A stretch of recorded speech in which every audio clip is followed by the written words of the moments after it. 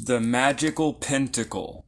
Today we're talking about that and continuing our reading together of Liber Abba or Liber ABA, Book 4 or Magick. So today we're reading from this and we're looking at Book 4 and we're looking at Part 2, Chapter 9, the Pentacle. As the magic cup is the heavenly food of the magus, so is the magic pentacle his earthly food.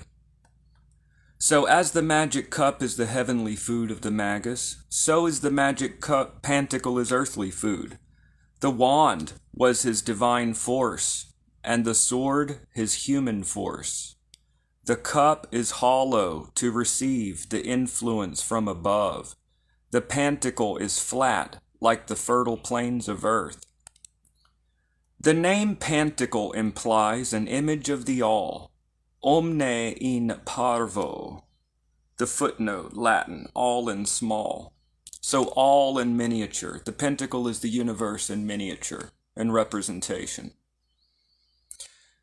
The name Pentacle... Okay, let me do this over. Okay, the pentacle. As the magic cup is the heavenly food of the magus, so is the magic pantacle his earthly food. The wand was his divine force, and the sword his human force. The cup is hollow to receive the influence from above. The pantacle is flat like the fertile plains of earth. The name Pantacle implies an image of the all, omne in parvo, all in small or miniature. But this is by a magical transformation of the pantacle, just as we made the sword symbolical of everything by the force of our magic, so do we work upon this pantacle. That which is merely a piece of common bread shall be the body of God. The wand was the will of man, his wisdom, his word. The cup was his understanding, the vehicle of grace. The sword was his reason, which cuts through and analyzes. And the pantacle shall be his body, the temple of the Holy Ghost, the temple of God, the body. What is the length of this temple? From north to south. What is the breadth of this temple? From east to west. What is the height of this temple? From the abyss to the abyss. There is, therefore, nothing movable or immovable under the whole firmament of heaven, which is not included in this pentacle, though it be but 8 inches in diameter and in thickness half an inch. Footnote: see Liber A vel armorum sub figura 412. Okay. Fire is not matter at all. Water is a combination of elements. Air, almost entirely a mixture of elements. It's not talking about literal, it's talking about symbolic. Fire, it's talking about the spirit, it's talking about symbolic things here. Fire is not matter at all. Water is a combination of elements. Air, almost entirely a mixture of elements. Earth contains all, both in admixture and in combination. So must it be with this pantacle, the symbol of earth. And as this pantacle is made of pure wax, do not forget that everything that lives is holy. All phenomena are sacraments. Every fact, and even every falsehood, must enter into the pentacle. It is the great storehouse from which the magician draws. In the brown cakes of corn we shall taste the food of the world and be strong. In the brown cakes of corn. When speaking of the cup, and of course we can think of the chalice and of the wafer and the Eucharist, and that is the ultimate alchemical or transformative act, to turn bread and wine into the body of God. Melissa, hello. Hello, Melissa. Hi, how are you doing? Thank you for dropping in here for the reading this evening. I do these on my Facebook Lives. All right.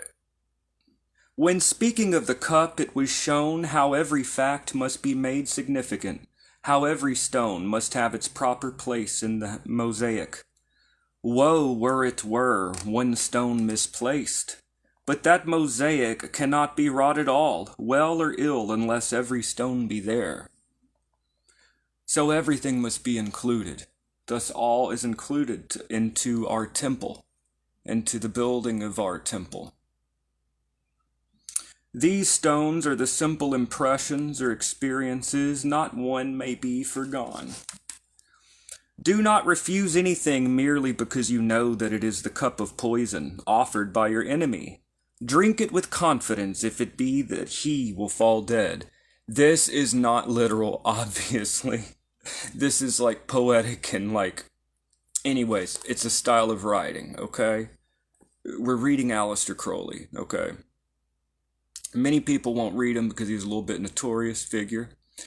But anyways, but we're reading him here because I believe that people should be exposed to, all these, okay.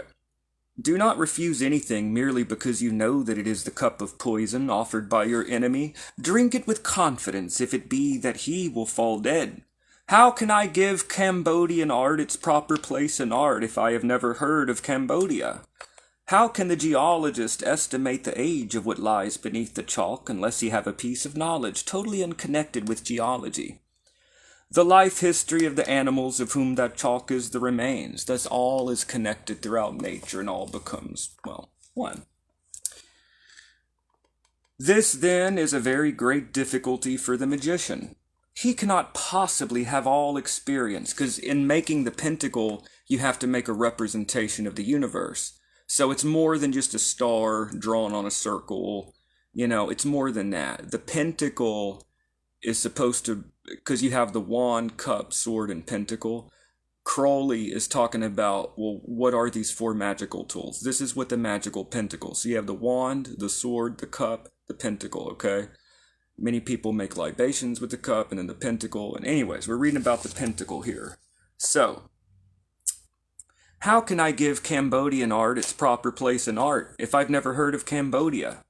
How can the geologist estimate the age of what lies beneath the chalk unless he have a piece of knowledge totally unconnected with geology, the life history of the animals of whom that chalk is the remains? This, then, is a very great difficulty for the magician. He cannot possibly have all experience, and though he may console himself philosophically with the reflection that the universe is conterminous with such experience as he has, he will find it grow at such a pace during the early years of his life that he may almost be tempted to believe in the possibility of experiences beyond his own.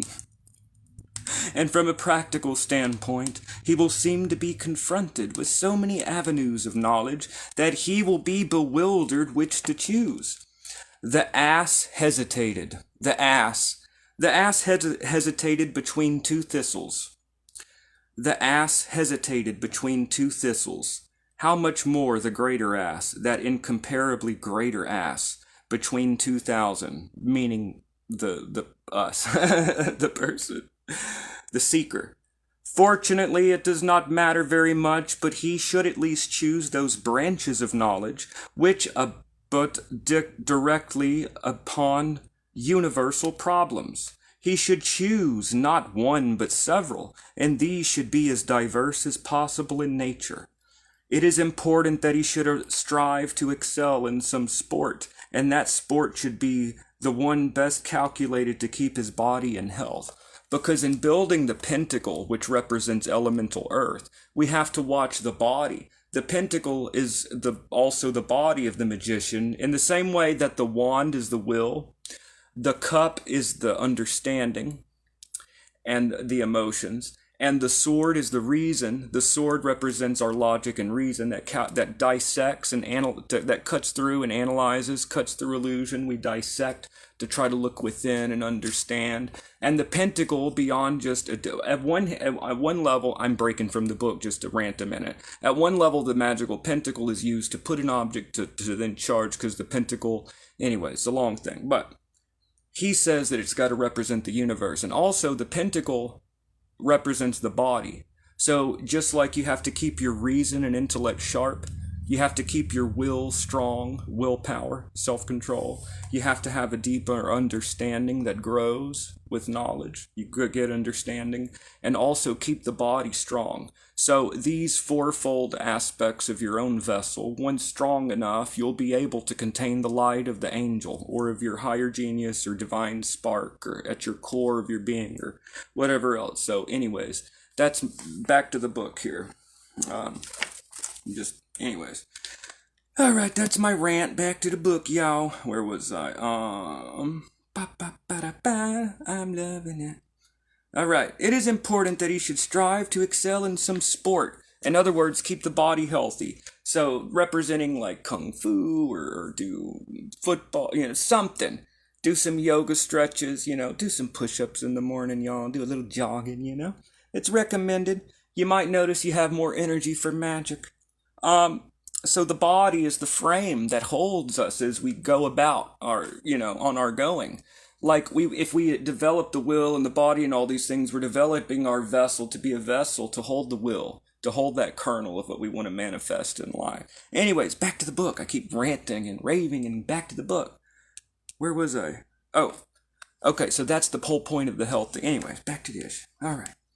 Damn it, where was I? All right. He should have a thorough grounding. Wait. It is important that he should strive to excel in some sport, and that sport should be the one best calculated to keep his body in health. He should have a thorough grounding in classics, mathematics, and science. Now you're talking. Also enough general knowledge of modern languages and of the shifts of life to enable him to travel in any part of the world with ease and security. History and geography he can pick up as he wants them, and what should interest him, it's all about expansion, becoming more than who you were, understanding a little bit more than you did before, and that learning we expand and become more than who we were. Anyways, back to the book. History, okay, blah, blah, okay. He will find that, however good his memory may be, 10,000 impressions enter his mind for every one that it is able to retain even for a day, and the excellence of a memory lies in the wisdom of its selection. The excellence of a memory, there's no point in remembering every little fact of data, okay? What are you going to use it for? So, and the excellence of memory lies in the wisdom of its selection. The best memories so select and judge that practically nothing is retained which has not come some coherence with the general plan of the mind. By the way, this is the Sigillum de Ameth, a pantacle made by Dr. John Dee, which is included in this book, which is a totally different... I kind of don't like that he included this here, because that's another tradition, and I don't like that, But it's beautiful. This is the Pantacle of John Dee, and anyways, it's included in Liber here. All pentacles will contain the ultimate conceptions of the circle and the cross, though some will prefer to replace the cross by a point, or by a tau, or by a triangle. The Vesica Pisces is sometimes used instead of a circle, or the circle may be glyphed as by a serpent. Time and space and the idea of causality are sometimes represented in the pentacle because it represents the universe. You could add time and space and causality to be represented. So also are the three stages in the history of philosophy, in which the three objects of study were successively nature, God, and man. So you want the pentacle to represent the universe, but also us and the divine. So the pentacle represents the universe, it represents you, the self, and it represents the divine. So the pentacle should be all three, in which the three objects of study were successively nature, God, and man.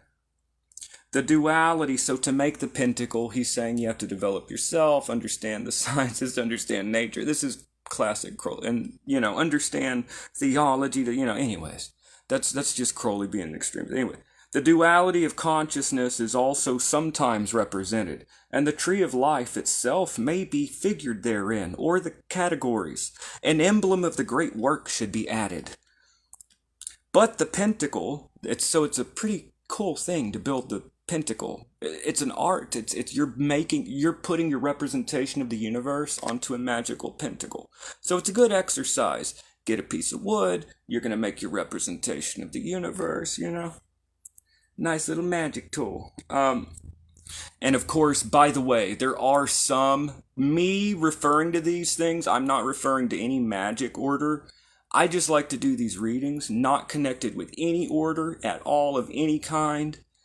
But those of you that work in certain traditions, like in some Hermetic Order of the Golden Dawn traditions, like Esoteric Order of the Golden Dawn, many traditions you have to build a pentacle. And of course in the AA you build a pentacle and all that.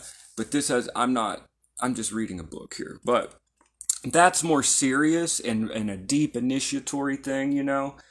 But anyways, I'm veering off. That's a very deep thing. Anyways. But all of this applies to this chapter, and those would be the people that really want to look at this chapter. But anyways, I'm just doing this reading for everybody. The duality of consciousness is also sometimes represented in the tree of life itself. May be, so duality may be represented in the pentacle. You may want to throw in a little duality, a little yin-yang to it, you know. The duality of consciousness is also sometimes represented, and the tree of life itself may be figured therein, or the categories. An emblem of the great work should be added, but the pentacle will be imperfect.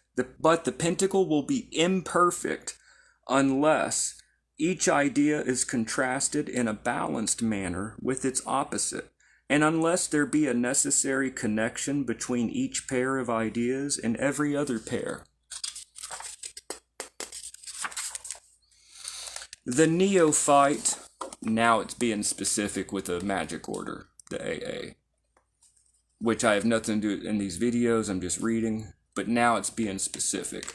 The neophyte will perhaps do well to make the first sketches for his pentacle very large and complex, subsequently simplifying the neophyte will perhaps do well to make the first sketches for his pentacle very large and complex, subsequently simplifying, not so much by exclusion as by combination, just as a zoologist, beginning with the 4 great apes and man, combines all in the single word primate.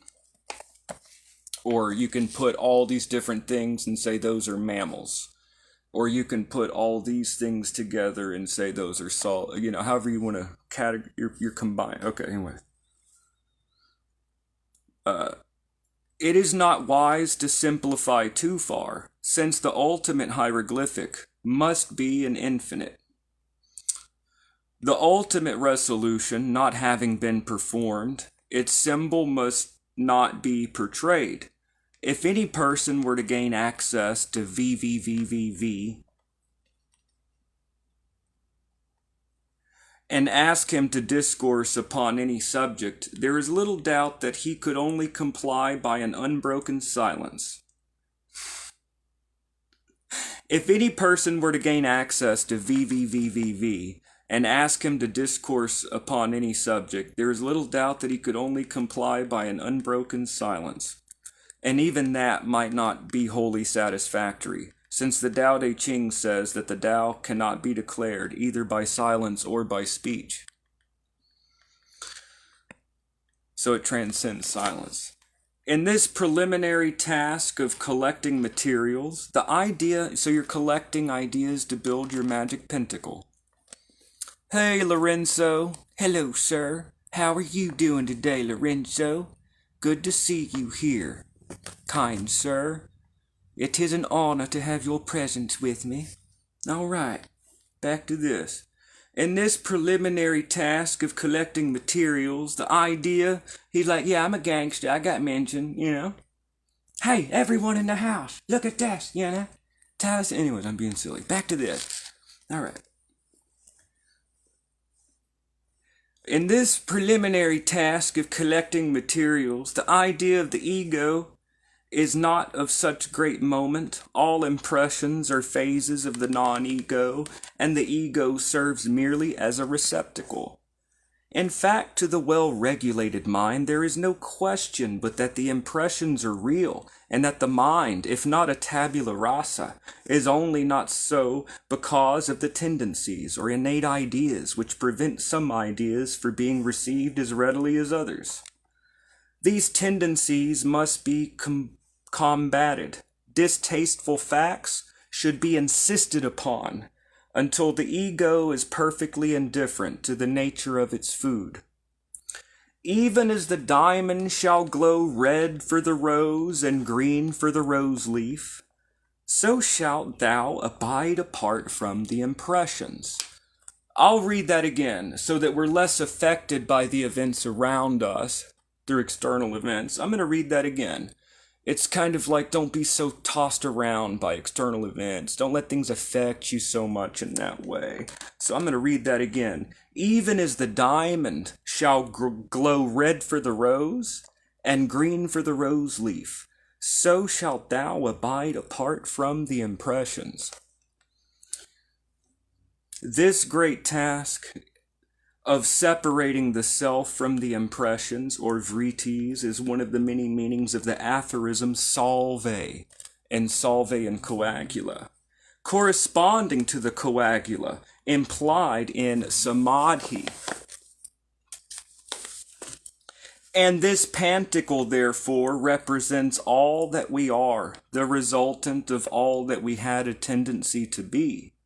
In the Dhammapada, we read, all that we are from mind results on mind is founded, built of mind. Who acts or speaks with evil thought, him doth pain follow sure and blind. So the ox plants his foot, and so the car wheel follows hard behind. All that we are from mind results, on mind is founded, built of mind. Who acts or speaks with righteous thought, him happy doth surely find. So failing not the shadow falls, forever in its place assigned. The pantacle is then, in a sense, identical with the karma, or kama of the magician. The karma of a man is his ledger. The balance has not been struck, and he does not know what it is. He does not even know what debts he may have to pay, or what is owed him. Nor does he know on what dates even those payments which he anticipates may fall due. A business conducted on such lines would be a terrible mess, and we find in fact that man is in just such a mess. While he is working day and night at some unimportant detail of his affairs, some giant force may be advancing pedicalaudo to overtake him. Latin, with a lame foot.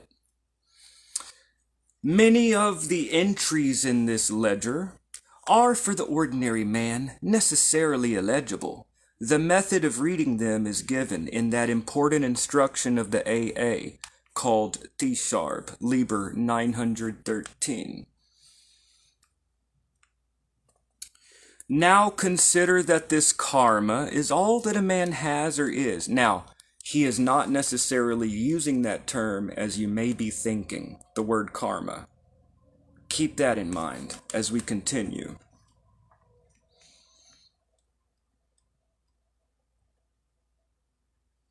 Okay.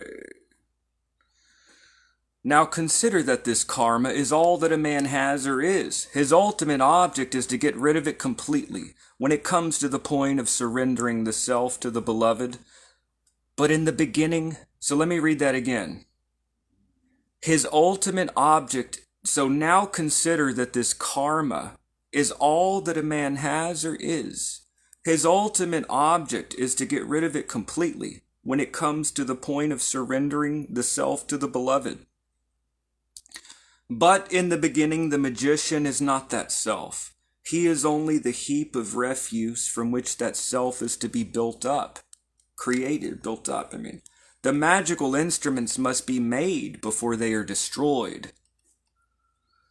This idea of karma has been confused by many who ought to have known better, including the Buddha, with the ideas of poetic justice and of retribution. We have the story of one of the Buddha's arahats, who being blind and walking up and down, unwittingly killed a number of insects. The Buddhist regards the destruction of life as the most shocking crime. His brother arahats inquired as to how this was, and the Buddha spun them a long yarn as to how, in a previous incarnation, he had maliciously deprived a woman of her sight, This is only a fairy tale, a bogey to frighten the children, and probably the worst way of influencing the young yet devised by human stupidity. You're gonna get punished for that. Oh, you're gonna get rewarded. You did a good just laying yourself down for everyone to just from you. You're gonna be so rewarded. He's saying that this is, let me read that again. I'm not telling anyone what to think. I'm not even really I'm just saying, I'm trying to explain what the text is saying. Take it for what it is. So anyways, he says here, it's cause and effect. Okay, anyways, this idea of karma has been confused by many who ought to have known better, including the Buddha, with the ideas of poetic justice and retribution. Anyways, it goes here, this is only a fairy tale, a bogey to frighten the children, and probably the worst way of influencing the young yet devised by human stupidity. Karma does not work in this way at all. In any case, moral fables have to be very carefully constructed, or they may prove dangerous to those who use them. Be careful, You will remember Bunyan's passion and patience. Naughty Passion played with all his toys and broke them. Good little Patience put them carefully aside. Bunyan forgets to mention that by the time Passion had broken all his toys, he had outgrown them.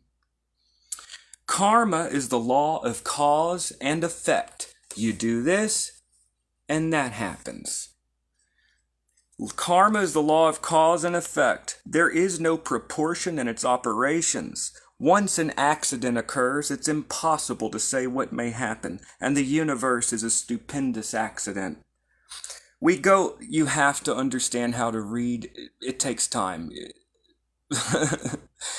Anyways, we go out to tea 1,000 times without mishap. And the 1,000th and first time, we meet someone who changes radically the course of our lives forever.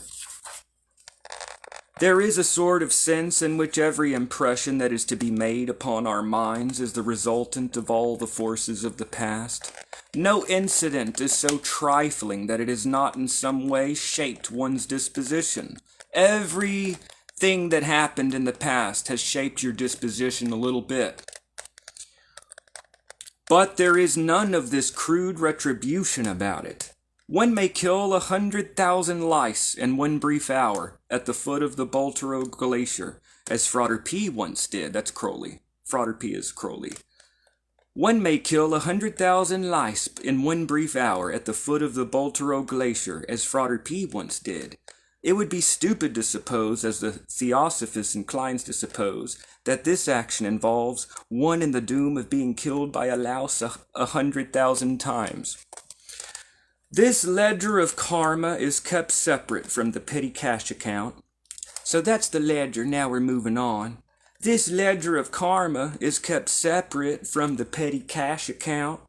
And in the respect of bulk, this petty cash account is very much bigger than the ledger. So we're moving on from karma to the next thing. If we eat too much salmon, we get indigestion. And perhaps nightmares. It is silly to suppose that a time will come when a salmon will eat us and find us disagree with their stomachs. If we eat too much salmon, on the other hand, we are always being terribly punished for actions that are no faults at all of our own. Even our virtues rouse insulted nature to revenge. Karma only grows by what it feeds on, and if karma is to be properly brought up, it requires a very careful diet. With the majority of people, their actions cancel each other out. No sooner is effort made than it is counterbalanced by idleness.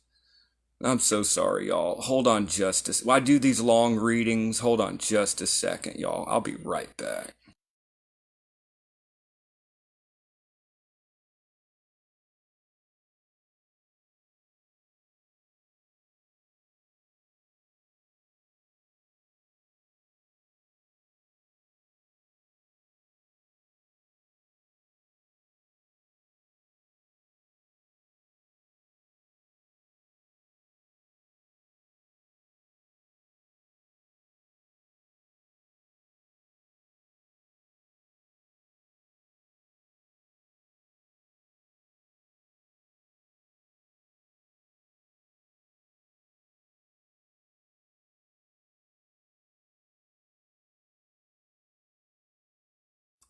Wow, y'all are awesome. People are still here, y'all. You know, let me get my little Indian style position here, you know. Alright, so y'all are still here. Alright. Alright, where was I? Okay. Karma only... Okay, anyways. And don't ask me to explain Crowley. I'm not a Crowley expert, okay? Hash it out with him, you know, and his forebears. Where was I? With the majority of people, their actions cancel each other out. No sooner is effort made than it is counterbalanced by idleness. Eros gives place to anteros. Not one man in 1,000 makes even an apparent escape from the commonplace of animal life. Not one man in 1,000 makes even an apparent escape from the commonplace of animal life. Birth is sorrow, life is sorrow. Sorrowful are old age, disease, and death, but resurrection is the greatest misery of all. Oh, what misery, birth incessant, as Buddha said. One goes on, and I'm not trying to be offensive to anyone, I'm just reading Crowley, okay? I don't want any Buddhists, getting mad. I'm just typing Crowley. I'm typing. I'm just reading Aleister, this is what he said. Oh, what misery, birth incessantly, as Buddha said. One goes on from day to day with a little of this and a little of that, a few kind of thoughts and a few unkind thoughts. Nothing really gets done. Body and mind are changed beyond recall by nightfall. But what meaning has any of this change, this constant change and being tossed about? How few are those who can look back through the years and say that they have made advance in any definite direction? And in how few is that change, such as it is, a variable with intelligence and conscious volition? The dead weight of the original conditions under which we were born has counted for far more than all our striving. The unconscious forces are incomparably greater than those of which we have any knowledge. This is the solidity of our pentacle, our magic pentacle. The karma of our earth that whirls a man, will he nil, he around her axis at the rate of 1,000 miles an hour. And 1,000 is Aleph, a capital Aleph. The microcosm of all wandering air, the full of the tarot, the aimlessness and fatality of things. It is the madness, the divine madness of things. Okay.